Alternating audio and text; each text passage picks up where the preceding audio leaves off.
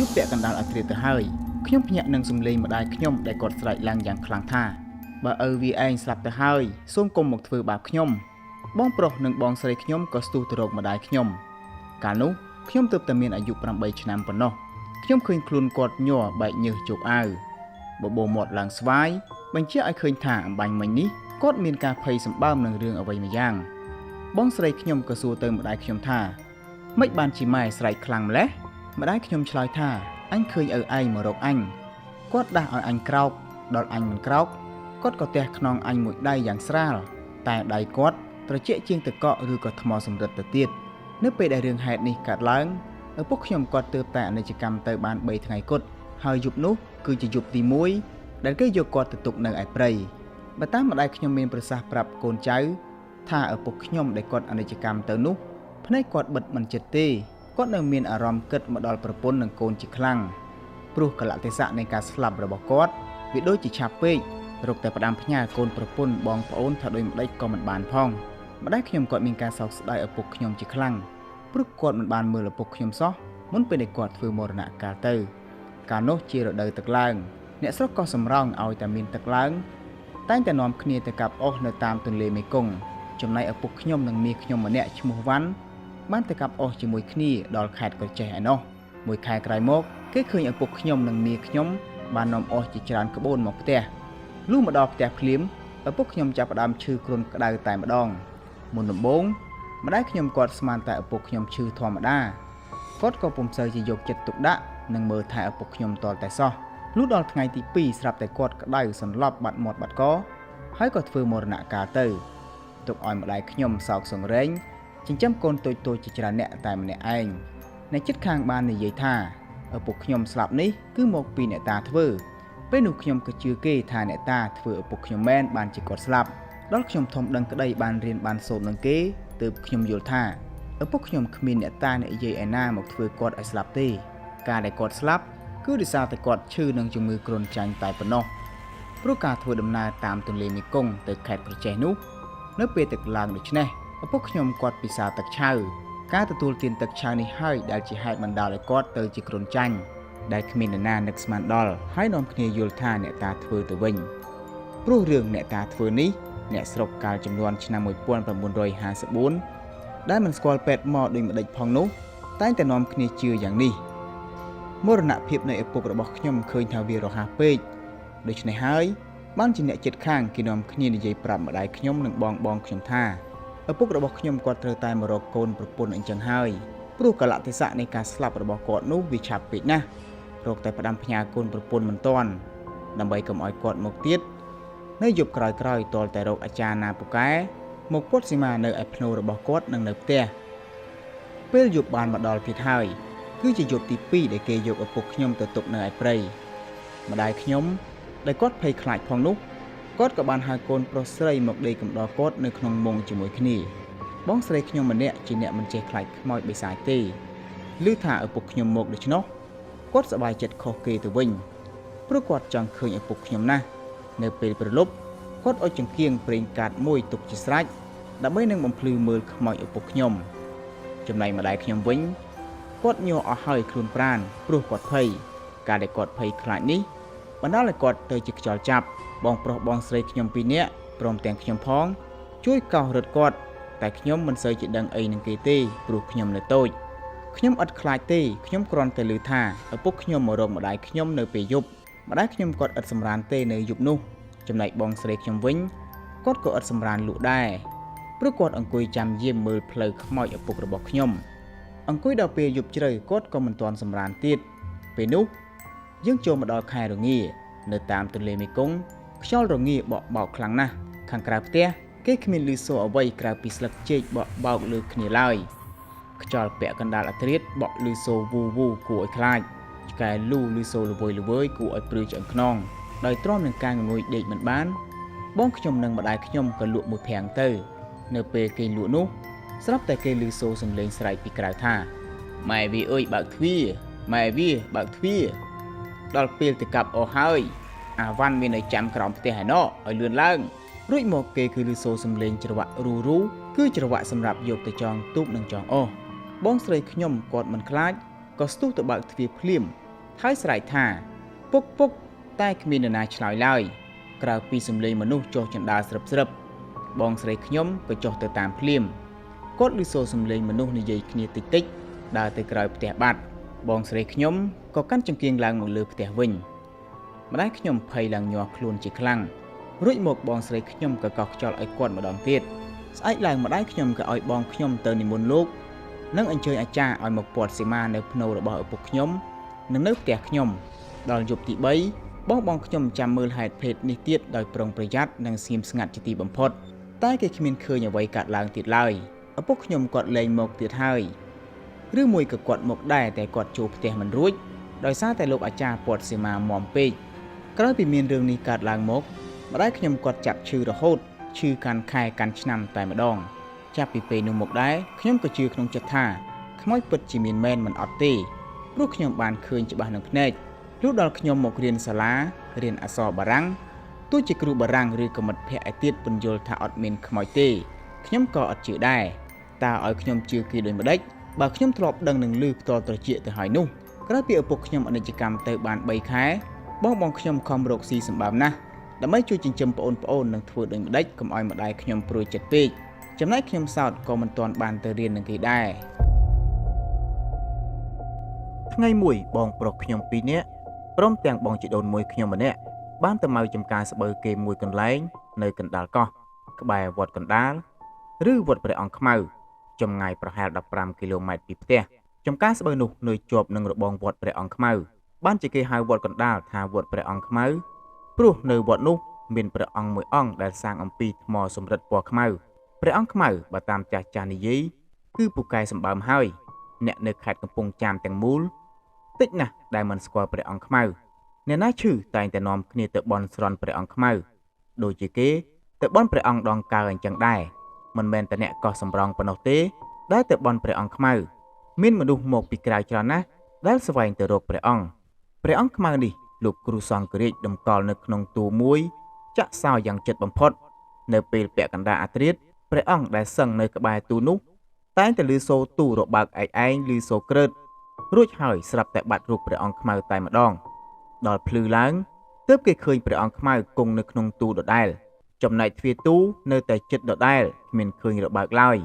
លោកគ្រូសង្ឃរាជមានសង្ឃដីកាប្រាប់ឧបាសកជើងវត្តថា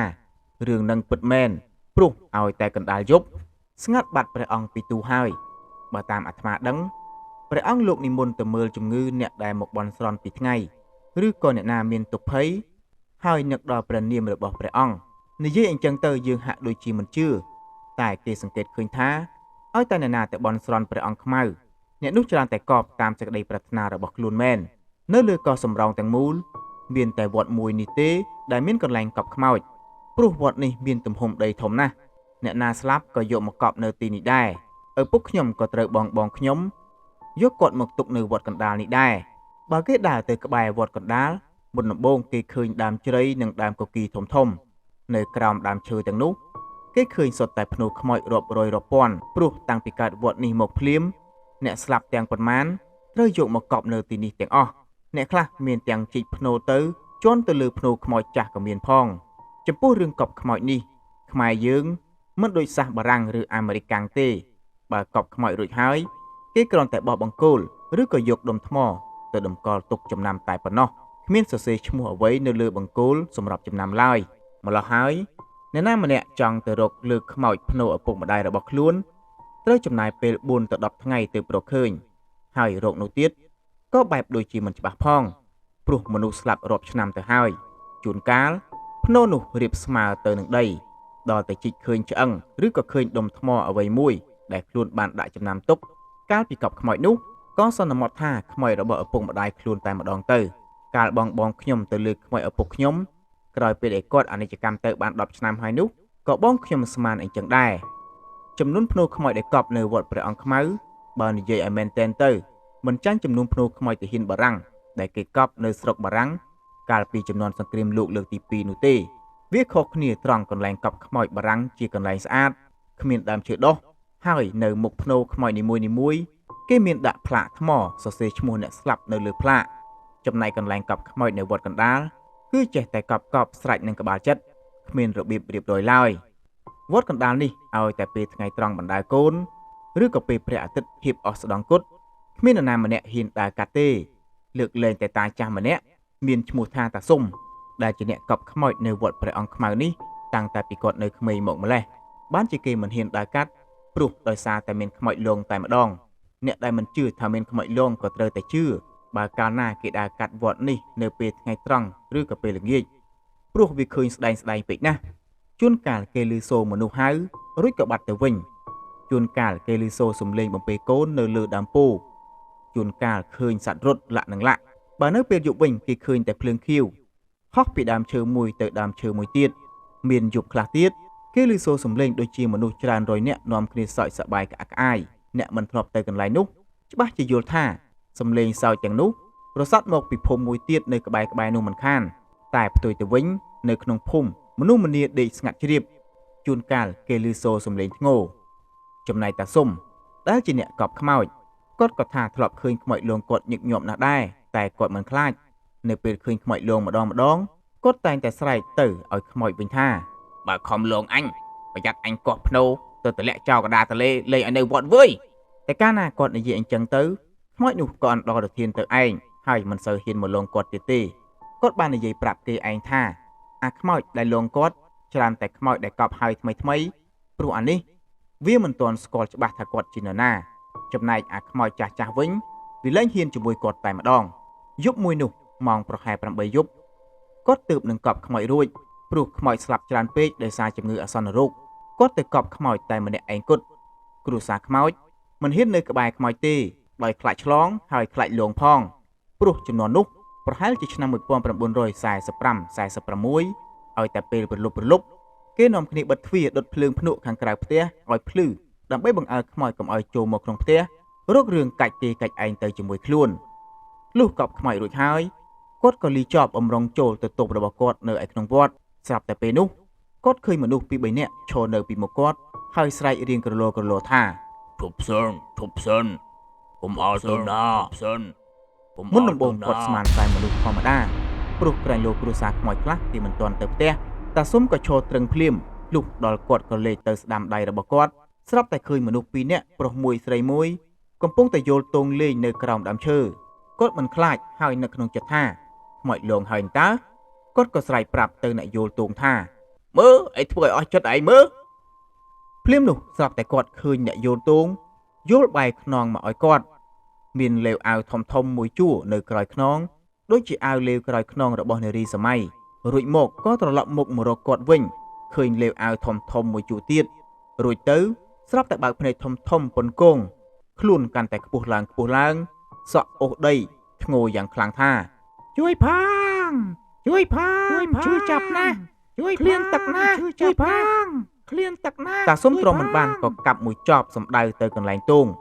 រួចមករូបនោះក៏វិនិច្ឆ័យទៅហោងនិយាយពីបងប្រុសខ្ញុំពីរនាក់និងបងជីដូនមួយខ្ញុំម្នាក់ដែលទៅមកវាលស្បូវគេមួយកន្លែងនៅក្បែរវត្តកណ្ដាលដោយសារវាលស្បូវឆ្ងាយពីផ្ទះអ្នកទាំង3ក៏នាំគ្នាយករទេះគោ2ទៅច្រូតស្រូវដោយមានទាំងដាក់អង្ករឆ្នាំងបាយអកប្រហុកទៅជាមួយផងព្រោះត្រូវប្រើពេលយ៉ាងតិច1អាទិត្យទើបច្រូតរួចចំណែកខ្ញុំកាលនោះអាយុ7ឆ្នាំក៏ទៅជាមួយបងខ្ញុំដែរព្រោះគ្រាន់ជួយដាំបាយដាំទឹកពេលគេធ្វើការយើងទាំង4នាក់ដោយមានទាំងខ្ញុំផងក៏បរទេះត្រឹកសម្ដៅទៅចំការស្បូវដែលកាត់តាមវត្តកណ្ដាលព្រោះមានផ្លូវតាមវត្តតែមួយលុះទៅដល់វាលស្បូវយើងទាំងអស់គ្នាក៏មិនទាន់បានច្រូតស្បូវនៅឡើយទេបងខ្ញុំក៏រៀបចំដណ្ដាំបាយរួចមកនាំគ្នាសង់រោងតូចមួយសម្រាប់សម្រាកពេលថ្ងៃនិងពេលយប់ដល់ពេលជិតព្រលប់ស្រាប់តែបងខ្ញុំថាភ្លេចយកកណ្ដៀវមកច្រូតស្បូវឬដូច្នោះបងខ្ញុំម្នាក់ទៀតស្រែកថាវិវោហើយយើងអ្នកមុខជជែកយើងស្លាប់ហើយត្រូវតែយកពេលនេះព្រាមទៅដើម្បីព្រលឹមឡើងធ្វើការតែម្ដងហើយបើទៅព្រឹកនោះល្មមមកដល់វិញច្បាស់ជាថ្ងៃត្រង់ខាត់ការច្រើនណាស់បងខ្ញុំក៏ជំនុំគ្នាថាតើឲ្យអ្នកណាទៅផ្ទះហើយអ្នកណានៅចាំរទេះព្រោះក្នុងចំណោមអ្នកទាំង3មានតែបងខ្ញុំបង្អស់ទេដែលមិនចេះខ្លាចខ្មោចហ៊ានដើរកាត់វត្តកណ្ដាលនៅពេលព្រលប់អញ្ចឹងនោះជជែកចុះជជែកឡើងវាមិនដាច់ស្រេចព្រោះបើឲ្យបងខ្ញុំបង្អស់ទៅផ្ទះអ្នកទាំងពីរមិនហ៊ានដេកចាំរទេះដោយខ្លាចខ្មោចលងលុះជជែកចុះជជែកឡើងម្ដងទៀត ក៏ដាច់ចិត្តឲ្យបងខ្ញុំដែលមិនចេះខ្លាចខ្មោចសោះនោះដេកចាំរទេះចំណែកពីរនាក់ទៀតមានបងជីដូនមួយខ្ញុំនិងបងបន្ទាប់របស់ខ្ញុំគឺត្រូវទៅផ្ទះបានជាសុខចិត្តអញ្ចឹងព្រោះអ្នកទាំងពីរនោះយល់ថាដើរកាត់វត្តកណ្ដាលតែមួយផ្លែតបាត់ខ្លាចទៅហើយតែបើនៅចាំរទេះច្បាស់ជាដេកលេងលក់ទល់ភ្លឺជាមិនខានអ្នកទាំងពីរដើរកាន់ដៃគ្នាជាប់ព្រោះម្នាក់ខ្លាចក្រែងម្នាក់ទៀតរត់ចោលខ្លួនដើរមកដល់ដើមពោដែលល្បីថាខ្មោចលងនោះក៏មិនឃើញលងបងខ្ញុំទាំងពីរនាក់នឹកអរក្នុងចិត្តថាពេលនេះគាត់មុខជារួចខ្លួនពីខ្មោចលងហើយលុះដើរចិត្តទៅដល់គុម្ពឫស្សីមួយខាងមុខស្រាប់តែលឺសូរខ្យល់បក់វូវូរហើយសក់ក្បាលរួចមកស្រាប់តែលឺសូរសំឡេងគប់ដុំដីប្រាវខាងក្រោយបងខ្ញុំទាំងពីរនាក់មុននឹងចេញដំណើរបាននាំគ្នាយកក្រមាមកជួតក្បាលយ៉ាងណែនដើម្បីជៀសវាងនៃការព្រឺក្បាលខ្លាចខ្មោចលឺសូរប្រាវដូច្នោះស្រាប់តែអ្នកទាំងពីរនាក់រត់លឿនតែម្ដងចាំផងចាំខ្ញុំផងកុំអាចទៅចោលខ្ញុំសំឡេងស្រែកពីក្រោយខ្នងបងប្រុសខ្ញុំទាំងពីរនាក់រត់ត្រុយយកតែមែនតែនរត់បានប្រហែល100ម៉ែត្រស្រាប់តែឃើញមនុស្សពីរនាក់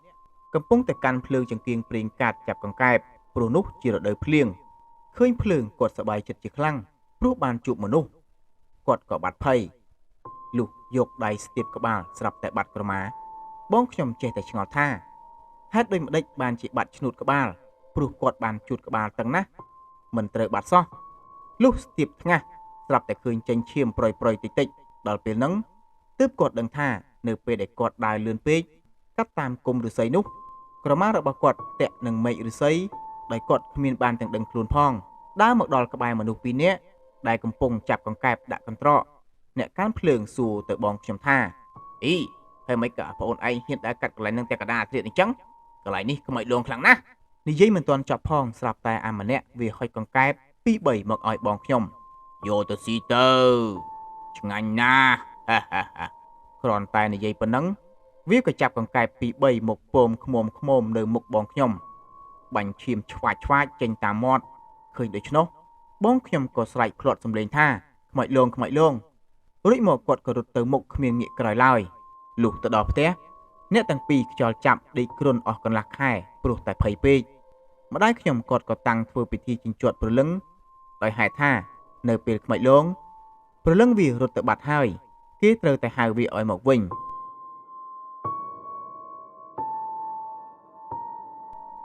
ចំពុក2នៅឆ្នាំ1945-46ជំងឺអាសន្នរោគបានមករាតត្បាតពេញភូមិរបស់ខ្ញុំនៅកោះសំរោងខេត្តកំពង់ចាមមនុស្សម្នានៅក្នុងភូមិមានការភ័យភិតជាអតិបរមានៅពេលយប់គេនាំគ្នាដុតពំពួកភ្លើងគ្រប់ផ្ទះដើម្បីបង្អើលខ្មោចកុំឲ្យមកយកជីវិតគេការដុតភ្លើងនេះគឺជាជំនឿរបស់ខ្មែរយើងមួយយ៉ាងដែលគេនាំគ្នាជឿថា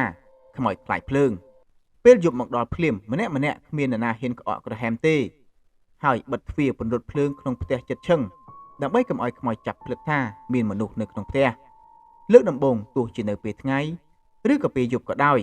តែកាលណាមានមនុស្សស្លាប់គេតែងតែវាយគងជាសញ្ញាឬស្នូគងម្ដងជាពិសេសគឺនៅពេលយប់មនុស្សម្នាញ័រខ្លួនដោយកូនសត្វចំណែកឆ្កែវិញក៏ព្រុសឬលូគ្មានឈប់ឈរលុះដល់មនុស្សស្លាប់ច្រើនពេកទៅគេក៏លែងវាយគងតែម្ដងគេធ្វើស្ងាត់ខ្លះគ្រាន់តែយកកន្ទេលកន្សែងទៅរុំខ្មោចហើយលីយកទៅកប់នៅក្នុងព្រៃតែម្ដងផ្ទះណាដែលមានមនុស្សស្លាប់គ្មាននរណាហ៊ានឡើងទៅសួរនាំទេព្រោះគេខ្លាចឆ្លងរោគឬក៏ខ្លាចខ្មោចនោះតែម្ដងពេលយប់គេលឺសូរតែមាត់រអ៊ូដើរតាមផ្លូវជួនកាលគេលឺថាចូលផ្ទះនឹងសិនកុំអាលចាំស្អែកទៅផ្ទះចុងភូមិវិញព្រោះដល់វេនវាហើយហេតុការណ៍ដ៏ញាប់ញ័រនេះបានធ្វើឲ្យមនុស្សភ័យរន្ធត់ស្លន់ស្លោរោគនិយាយអ្វីលែងកើតពី3ថ្ងៃក្រោយមកទៀតស្រាប់តែបងថ្លៃស្រីរបស់ខ្ញុំទទួលអនិច្ចកម្មទៅបងប្រុសខ្ញុំគាត់ក៏យកទៅកប់ភ្លាមអត់ហ៊ានបង្អង់យូរឡើយបងថ្លៃខ្ញុំស្លាប់ព្រឹកដល់ល្ងាចស្រាប់តែឪពុកធំខ្ញុំស្លាប់ទៅទៀតលុះដល់ស្អែកឡើងស្រាប់តែបងប្រុសខ្ញុំម្នាក់ស្លាប់ដែរនៅចំពោះមុខហេតុការណ៍ដ៏រន្ធត់នេះម្ដាយខ្ញុំគាត់ឡើងស្វាយខ្លួនអស់រលីងព្រោះគាត់ភ័យពេកពី3ថ្ងៃក្រោយមកទៀតស្រាប់តែខ្ញុំចាប់ឈឺម្ដាយខ្ញុំគាត់យំលែងចេញតែម្ដងគាត់បន់អស់ហើយអរុកអរិយទេវតាទាំងប៉ុន្មានព្រោះខ្លាចខ្ញុំស្លាប់ខែមួយទៀតសំណាងល្អខ្ញុំគ្រាន់តែចុះក្អួតបន្តិចតែមិនស្លាប់នៅពេលយប់គ្មាននរណាចាំមើលខ្ញុំទេ មានតែឪពុកធំខ្ញុំម្នាក់ប៉ុណ្ណោះឈ្មោះថាធំរស់ដែលហ៊ាននៅជួយកំដរខ្ញុំខាងក្រៅផ្ទះខ្យល់បក់ឮសូរវូវូស្លឹកចេកបក់ប៉ះគ្នាឮសូរច្រាវច្រាវខ្ញុំឈឺមែនតែខ្ញុំគ្រាន់តែអស់កម្លាំងរហិតរហៃដេកមិនលក់ខ្ញុំនៅដឹងខ្លួនទាំងអស់ទោះជានរណានិយាយថាដូចម្ដេចក៏ដោយម្ដាយខ្ញុំមិនសង្ឃឹមថាខ្ញុំរស់ទេមុខតែបើមិនឆាប់ក៏យូរប៉ុណ្ណោះពាក់កណ្ដាលអាធ្រាត្រទៅហើយខ្ញុំក៏នៅបើកភ្នែកព្រោះដេកមិនលក់ចំណែកធំរស់គាត់ក៏នៅសូត្រធរតិចតិចក្បែរចុងជើងខ្ញុំនៅពេលដែលធំរស់ស្ងាត់បិទសិភៅធរស្រាប់តែគេឮសូរឆ្កែព្រុសលោនៅមុខផ្ទះខ្ញុំរួចមកស្រាប់តែឮសូរសំឡេងជើងស្របដើរចូលមកក្រោមផ្ទះអីដូចជាមិនមែនផ្ទះហ្នឹងទេផ្ទះហ្នឹងអើយយើងច្រឡំទៅតើវ៉ៃអូមែនផ្ទះឯត្បូងទេតើយើងពិតជាច្រឡំហើយព្រោះវាអត់ទាន់ត្រូវទៅជាមួយយើងទេបើអញ្ចឹងយើងចេញទៅវិញទៅខ្ញុំដេកលើកន្ទេលឮសូរសំឡេងគេជជែកគ្នានៅក្រោមផ្ទះយ៉ាងច្បាស់ចំណែកធំរស់គាត់ក៏ឮដូចខ្ញុំដែរគាត់អង្គុយត្រឹងមួយស្របក់ធំរួចហើយក៏ដើរទៅដាស់ម្ដាយខ្ញុំស្មានតែខ្ញុំដាច់ខ្យល់គាត់ក៏ស្ទុះមកស្ទាបចុងដង្ហើមខ្ញុំភ្លាម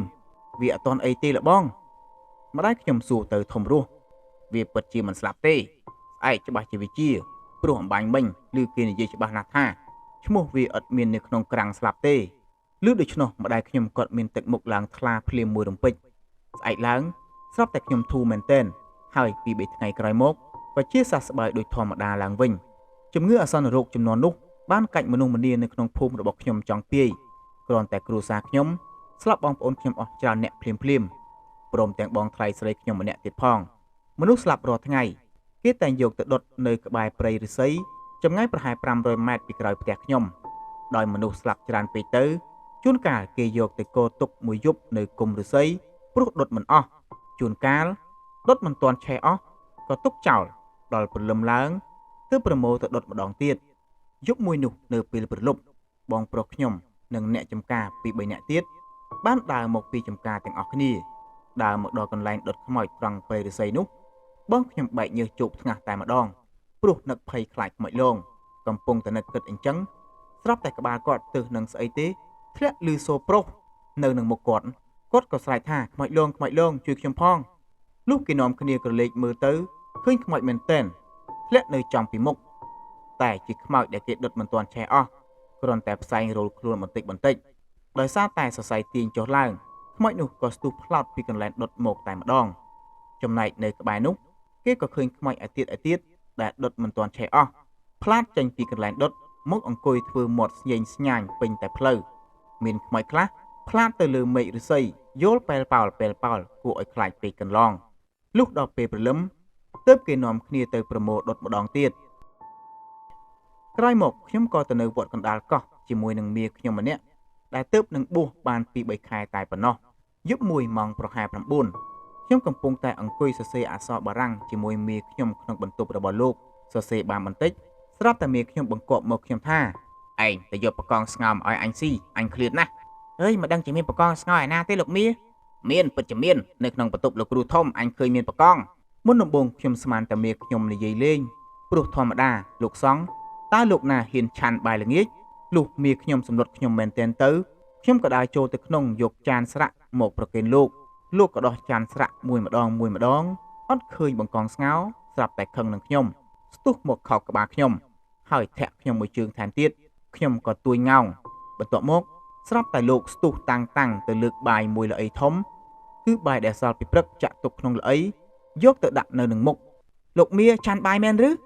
ខ្ញុំសួរបើមិនស៊ីនោះមិនអង្កើតបើអញខានស៊ីមកយូរហើយហ្នឹងខ្ញុំបែបឆ្ងល់បន្តិចនឹងសម្ដីប្លែកនេះគ្មានលោកឯណាឆាន់បាយល្ងាចទេលោកមាស្រេចនឹងអញឯងកុំចេះរួចមកលោកក៏ស្ទុះទៅយកទឹកស៊ីអ៊ីវមួយដបមកចាក់លាយនឹងទឹកមួយចានធំហើយក៏តាំងយកបាយទៅលាយនៅនឹងក្នុងចានពមខ្មុំឃើញកើតរឿងចម្លែកអញ្ចឹងខ្ញុំក៏ស្ទុះទៅទូលលោកគ្រូធំលោកគ្រូក៏និមន្តមកភ្លាមកាលពីមុនលោកមាខ្ញុំឲ្យតែឃើញលោកគ្រូធំខ្លាចចង់ញាក់សាច់តែដល់ពេលនេះស្រាប់តែសើចស្ញែងស្ញាញដាក់លោកទៅវិញហើយនិយាយថាខ្ញុំព្រះករណាអត់បាយទទួលទានយូរហើយឥឡូវនេះឃ្លានណាស់សុំស៊ីពី3ចានសិនឃើញដូច្នោះលោកគ្រូឈរត្រឹងមួយស្របក់ទើបលោកដឹងថាខ្មោចចូលមាខ្ញុំលោកក៏និមន្តចូលទៅក្នុងបន្ទប់វិញទៅលុះស្អែកឡើងខ្មោចក៏នៅមិនទាន់ចេញពីរូបមាខ្ញុំទៀត លោកគ្រូធំក៏ឲ្យខ្ញុំទៅហៅលោកអាចារ្យចិនដែលល្បីថាពូកែខាងចាប់ខ្មោចនៅពេលអាចារ្យចិនមកដល់ស្រាប់តែមីខ្ញុំងាកមុខចេញហើយស្រែកថាអញស្អប់មុខលោកគ្រូឯងណាស់ដើរតែធ្វើបាបគេទេអាចារ្យចិនក៏សែបមុនគាថាភ្លាមហើយស្ទុះទៅចាប់ផ្លូវមីខ្ញុំយ៉ាងខ្លាំងធ្វើឲ្យលោកស្រែកមួយវាស់រួចខ្មោចក៏ចេញបាត់ទៅហោងល្ងាចមួយនៅវត្តកណ្ដាលអ្នកស្រុកបាននាំគ្នាប្រារព្ធពិធីបុណ្យឆ្លងកុដលោកគ្រូសង្ឃរាជដែលទើបនឹងសង់រួចថ្មីអ្នកស្រុកជាច្រើនរយនាក់បាននាំគ្នាទៅលេងវត្តទាំងវងទាំងវាយគេនាំគ្នាដើរមួយវងទៅវត្តព្រោះទាល់តែមានគ្នាច្រើនអញ្ចឹងទើបហ៊ានដើរកាត់ដើមពោធិ៍មកវត្តដែលល្បីណាស់ខាងខ្មោចលងបើដើរតែម្នាក់ឯងគ្មាននរណាហ៊ានដើរកាត់ទេអាទិននៅវត្តជាមួយខ្ញុំដែរនោះឥតចេះខ្លាចខ្មោចសោះវាឥតជឿថាមានខ្មោចលងទេទោះជាអ្នកណានិយាយប្រាប់វាយ៉ាងដូចម្ដេចក៏ដោយនៅពេលថ្ងៃបុណ្យនោះវាដើរមកវត្តម្នាក់ឯងទាំងយប់ព្រោះកាលពីថ្ងៃវានៅផ្ទះដើរមកដល់មុខដើមពោធិ៍ដែលល្បីថាលងសម្បើមនោះស្រាប់តែវាឃើញភ្លើងភ្លឺចិញ្ចាចពេញនឹងដើមពោធិ៍ខាងក្រោមដើមពោធិ៍មានស្រីម្នាក់រាងចំណាស់បន្តិចកំពុងតែបំពេកូនឃើញដូច្នោះវាក៏ចូលទៅក្រោមដើមពោធិ៍ហើយស្រែកសួរទៅស្រីបំពេកូននោះថាអញ្ចឹងមិញឯងមកបំពេកូនធ្វើអីក្រោមដើមពោធិ៍អញ្ចឹងអ្មេចក៏មិនទៅលេងបុណ្យនៅវត្តគេទៅនិយាយតែប៉ុណ្ណឹងអាទិនក៏ដើរទៅមុខទៀតចំណែកខ្មោចនោះក៏អណ្ដោលធានភ្លាមនៅពេលនោះដែរព្រោះតែគេមិនខ្លាចខ្លួនក្រោយពីធ្វើបុណ្យឆ្លងកុដនោះចប់ហើយលោកគ្រូធំក៏រៀបចំមកនៅកុដថ្មីកុដនោះស្អាតណាស់រនៀបធ្វើអំពីបេងជញ្ជាំងអំពីនាងនួនសសរសុទ្ធតែផ្ចិតនឹងក្រំលោកគ្រូធំខំសម្អាតកុដនោះសម្បើមនៅលើកុដលោកតែងតែឲ្យលោកនេន2អង្គជូតកុដជារៀងរាល់ព្រឹកគឺលោកឆៃនិងលោកទឹកលោកនេនទាំង2អង្គនេះរៀងលប់បន្តិចជួនកាលនៅពេលយប់លួចឆាន់បាយផងលោកគ្រូធំវាលោក2អង្គនេះមិនសូវជាលួសថ្ងៃទេព្រោះជូតកុដមិនស្អាតចំណែកនៅខាងមុខកុដគឺស្អាតថេងតែម្ដងសូម្បីតែស្មៅមួយទងក៏គ្មានដុះផងកុដលោកគ្រូធំសង់សឹងតែជាប់ព្រះវិហារយប់មួយម៉ោងប្រហែល10ជាងលោកឆៃនិងលោកទឹកចេញទៅដោះទុកសัตว์ខាងក្រៅកុដលោកនេនទាំង2អង្គមិនហ៊ាននោមនៅក្បែរកុដទេព្រោះខ្លាចលោកគ្រូធំឃើញលោកដើរទៅដោះទុកសัตว์នៅក្បែរខឿនព្រះវិហារពេលនោះយប់ងងឹតមើលមិនសូវចង់ឃើញអ្វីទេដើរដល់ខឿនវិហារស្រាប់តែព្រះកេសលោកទឹកទង្គិចនឹងវត្ថុអ្វីមួយត្រជាក់ស្រិបដូចតកកលោកទឹកក៏អើតមើលទៅលើឃើញខ្មោចមួយធំអស្ចារ្យដែលគេសន្មត់ហៅថាអាក្រក់កំពុងតែអង្គុយយល់ជើងលេងនៅលើដំបូលព្រះវិហារឃើញដូច្នោះលោកទឹកស្រែកភ្លាត់សំឡេងថាជួយផងខ្មោចធំណាស់គ្រាន់តែប៉ុណ្ណឹងលោកនេនទាំង2អង្គនាំគ្នារត់យ៉ាងលឿនឡើងទៅលើកុដរត់ផងស្រែកផងបណ្ដាលឲ្យផ្អើលលោកសង្ឃសឹងតែមួយវត្តលោកគ្រូធំដែលកំពុងតែសឹងលក់ភ្ញាក់នឹងលោកទឹកនិងលោកឆៃស្រែកក៏ទាររំពាត់ផ្ដៅមកវាយលោកនេនទាំង2អង្គនោះវិសតែនឹងស្លាប់លុះយប់ពាក់កណ្ដាលអាត្រៀតស្រាប់តែគេឮសូរសំឡេងលោកគ្រូធំស្រែកវិញម្ដងបណ្ដាលឲ្យគេភ្ញាក់ផ្អើលឆោតឡោអស់មួយវត្តបានជាលោកស្រែកអញ្ចឹងព្រោះយប់នោះអាក្រក់វាលោកដៃតាបង្អួចទៅខោកព្រះកេសលោកគ្រូធំព្រោះវាខឹងនឹងលោកវាលោកទឹកនឹងលោកឆៃបុណ្យដំបូងលោកគ្រូធំស្មានតែកណ្ដុលកកេព្រះកេសលុះលោកបើកប្រណិតឡើងស្រាប់តែឃើញដៃអាក្រក់លោកតាបង្អួចបណ្ដាលឲ្យលោកភ័យស្រែកភ្ញាក់គេភ្ញាក់ឯងទាំងអស់គ្រាន់តែកញ្ចក់ដៃវាប្រវែងប្រហែល3តឹកលុះព្រឹកឡើងស្រាប់តែមានហេតុមួយចម្លែកអស្ចារ្យទៀតព្រោះលាមកដែលកោដូចភ្នំនៅក្រោមបង្គន់ស្រាប់តែមិនដឹងជាបាត់ទៅណាអស់នៅវត្តកណ្ដាលមានបង្គន់ធំពីរ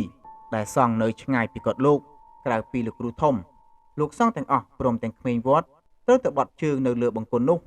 ដែលសង់ខ្ពស់ពីដីដូចជាកុដិលោកដែរខាងក្រោមឥតមានជីកដីសម្រាប់ដាក់លាមកទេអ្នកណាត្រូវការបន្ទោបង់ត្រូវឡើងទៅលើបង្គន់ចំណែកលាមកវិញគឺក៏ដូចភ្នំសឹងតែទើសនឹងរត់បង្គន់អ្នកដើរក្បែរទាល់តែយកដៃបិទច្រមុះទើបមិនស្អុយព្រឹកនោះ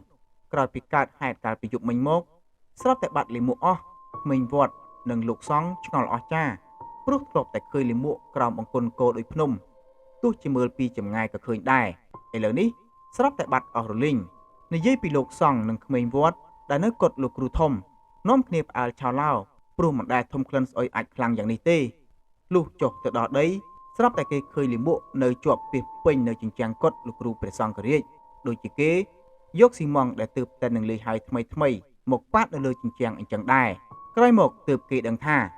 អាក្រក់វាយកលិមួកមកប៉ាតនឹងកត់លោកគ្រូសង្ឃរាជតាំងពីពេលកើតហេតុអស្ចារ្យនោះមកលោកគ្រូសង្ឃរាជដែលល្បីថាកាចតែងតែវាយលោកនេននិងក្មេងវត្តគ្មានលុះថ្ងៃនោះពេលនេះស្រាប់តែស្លូតតែម្ដងព្រោះខ្លាចអាក្រក់ធ្វើបាបទៀតតែអាក្រក់វានៅវត្តកណ្ដាលមិនបានយូរទេដោយខ្លាចបុណ្យបារមី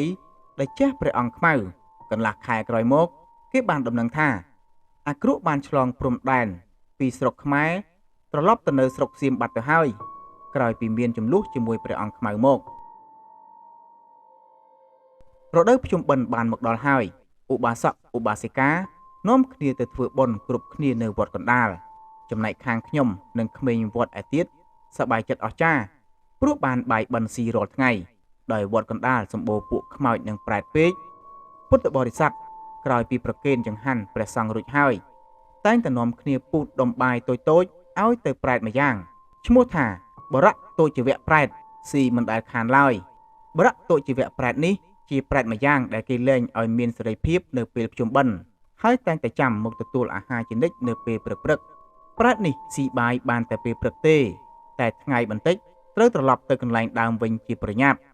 នៅលើកោះសំរោងមានវត្តជាង10តែពួកប្រែតមិនសូវទៅវត្តឯទៀតទេគឺចូលចិត្តតែនាំគ្នាមកវត្តព្រះអង្គខ្មៅព្រោះនៅវត្តនេះមានខ្មោចប្រែតច្រើនណាស់ព្រឹកមួយយើងចូលមកដល់បិណ្ឌទី8ហើយពុទ្ធបរិស័ទនាំគ្នារាប់បាតអស់ហើយតែមិនឃើញលោកសង្ឃមកទទួលយកសោះព្រោះព្រឹកនោះលោកសឹងយូរពេកដោយមិនទាន់វេភ័ក្រប្រគេនលោកអញ្ចឹងគេក៏មិនទាន់ហ៊ានដាក់បាយឲ្យបរៈតុចវៈប្រែតដែរព្រោះឲ្យប្រែតស៊ីមុនលោកឃើញថាខុសនឹងវិន័យព្រះពុទ្ធចំណែកឯបរៈតុចវៈប្រែតដោយខ្លួនចាំស៊ីបាយយូរពេកកើតការក្តៅក្រហាយនឹងលោកសង្ឃយ៉ាងសម្បើមនៅពេលដែលលោកសង្ឃចូលមកក្នុងព្រះវិហារស្រាប់តែកើតមានហេតុមួយយ៉ាងអស្ចារ្យពួកប្រែតបាននាំគ្នាយកដុំដីគប់តាមបង្អួចនឹងទ្វារសម្ដៅទៅព្រះសង្ឃនឹងបាតលោកព្រោះវាក្តៅក្រហាយនឹងលោកក្រតើនដោយវាឃ្លានបាយខ្លាំងពេកដឹងហេតុដូច្នោះក្រោយមកលោកលែងហ៊ានយឺតយ៉ាវតែម្ដងឲ្យតែភ្លឺព្រៀងគឺតើនភ្លាមព្រោះខ្លាចបរៈតុចវៈប្រែតគប់ដុំដីលើព្រះកេសទៀត